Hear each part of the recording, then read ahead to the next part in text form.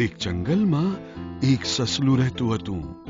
નાનકડું પોચું પોચું સફેદ સફેદ સસલું રોજ એ જંગલમાં ફરતું. શીંગ, વટાણા, કુમળા પાન એવું બધું ખાતું, રમતું હતું. એક દિવસ એ આમ રમતું હતું ત્યારે ત્યાં એક મોટું શિયાળ આવ્યું અને સસલાને કહ્યું, સસાભાઈ, હવે હું તને ખાઈ જઈશ. એમ બોલીને એ શિયાળે અચાનક સસલા પર તરાપ મારી. સસલું ચપળ હતું, એ તરત જ ખસી ગયું અને દોડતું ભાગી ગયું. શિયાળે પણ એનો પીછો કર્યો.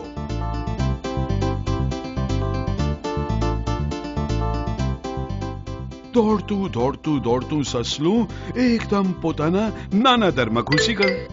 હવે દરનું મોં તો નાનું હતું, શિયાળ કઈ એ દરમાં ઘૂસી ના શકે.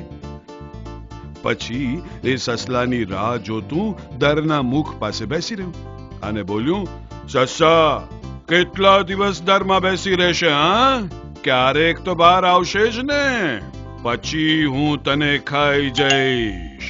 સસલાએ યુક્તિ કરી. એણે અંદર ને અંદર જમીન ખોતરી નાખી અને દરની બીજી બાજુએ એક દરવાજો બનાવ્યો અને એણે ત્યાંથી બહાર અવર જવર શરૂ કરી. શિયાળે તો કડક પહેરો રાખ્યો. 2-3 દિવસ પછી એના ધ્યાનમાં આવ્યું, અરે, આ સસલું તો બહુ લુચ્ચું છે. એ બોલ્યું, સસા, તે બીજો દરવાજો બનાવ્યો એમ? ઉભો રે, તો પણ હું તને પકડીશ જ. આમ બોલીને શિયાળ બીજા દરવાજે આવીને બેઠું એટલે સસલું પહેલા દરવાજેથી બહાર ગયું. શિયાળ પાછું પહેલા દરવાજા પાસે આવ્યું એટલે સસલું બીજા દરવાજેથી બહાર નીકળ્યું. શિયાળને કંઈ જ સમજાતું નહોતું. થોડા પછી ત્યાં એક જંગલી બિલાડો આવ્યો.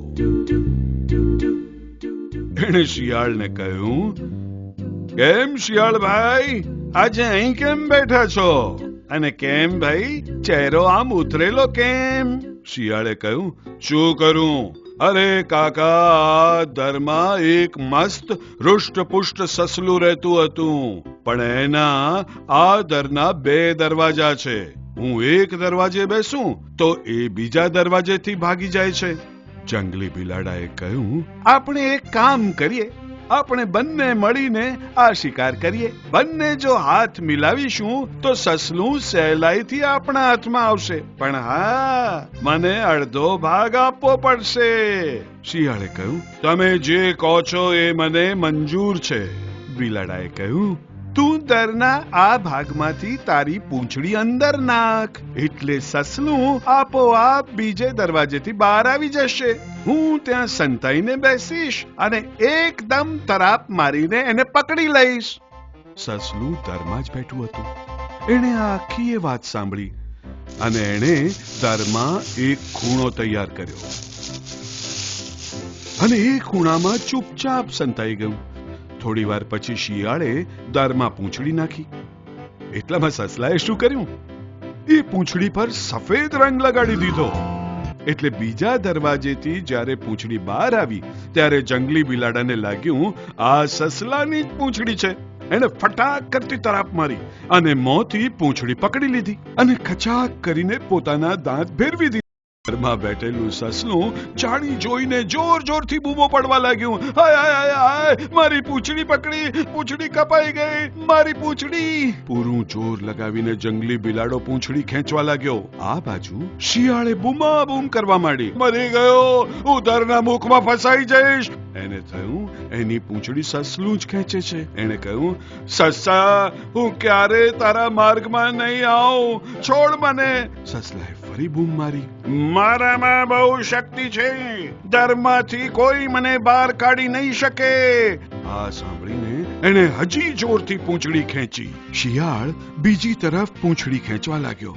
આ ખેંચા ખેંચમાં શિયાળની પૂંછડી સાવ લોહી લુહાણ થઈ ગઈ. શિયાળ અને જંગલી બિલાડો બધી શક્તિ ભેગી કરીને જોરથી બંને બાજુ પૂંછડી ખેંચવા લાગ્યા. પરિણામે શિયાળની પૂંછડી ફટાક દઈને તૂટી ગઈ. શિયાળ ઢગલો થઈને પડ્યું. એનો પગ મોચવાઈ ગયો, પીઠ પથ્થર પર પછડાઈ અને એ કુઈ કુઈ એમ બૂમ પાડી ઉઠ્યો. ત્યાં જંગલી બિલાડો પણ થડ દઈને પાછળ પડ્યો. ત્યાં એક અણીદાર પથ્થર હતો, એના પર એનું માથું અફડાયું, એનું માથું ફૂટી ગયું, એમાંથી લોહી વહેવા લાગ્યું અને એ પણ રડવા અને બૂમો પાડવા લાગ્યો. પછી એ શિયાળ અને જંગલી બિલાડાની જબરજસ્ત લડાઈ થઈ. બંને જણા એકબીજા પર તૂટી પડ્યા. એમની બહુ મોટી મારામારી થઈ. છેવટે બંને થાકી ગયા, લોહી લુહાણ થઈ ગયા અને એકબીજાને ભાંડતા ચાલ્યા ગયા. અને આપણા સસ્સાભાઈ દરના મુખ પર બેસીને હસતા હસતા આ બંનેની ગમ્મત જોતા બેઠા.